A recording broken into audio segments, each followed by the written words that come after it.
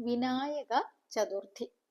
നായകന്മാരുടെയും നായകസ്ഥാനത്ത് വർത്തിക്കുന്നവൻ വിനായകൻ.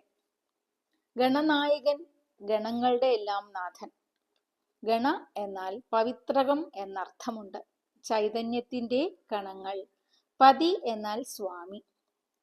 എല്ലാ ചൈതന്യത്തിനും ആധാരമായിരിക്കുന്നവൻ. വിദ്യകളുടെ അധിഷ്ഠാന ദേവതയായിരിക്കുന്നവൻ. ആത്മവിദ്യയെ പ്രദാനം ചെയ്ത് അനുഗ്രഹിക്കുന്നവൻ. ഏകദന്തനായതിനു പിന്നിൽ പല കഥകളുമുണ്ട്. വക്രതുണ്ടനായതിനു പിന്നിലും കഥകൾ കാണാം. വാക്കിന്റെ അർത്ഥം വളഞ്ഞ തുമ്പിക്കൈയുള്ളവൻ എന്നാണ്. വളഞ്ഞ മാർഗത്തിലൂടെ, അതായത് തെറ്റായ മാർഗത്തിലൂടെ ജീവിക്കുന്നവരെ ശിക്ഷിച്ച് നേരായ മാർഗത്തിലേക്ക് നയിച്ച് ആ തത്വത്തെ പ്രദാനം ചെയ്യുന്നവൻ. ഏകദന്തൻ, ഒരു കൊമ്പ് പൂർണ്ണമായും മറ്റേ കൊമ്പ് മുറിഞ്ഞതായും കാണപ്പെടുന്നവൻ.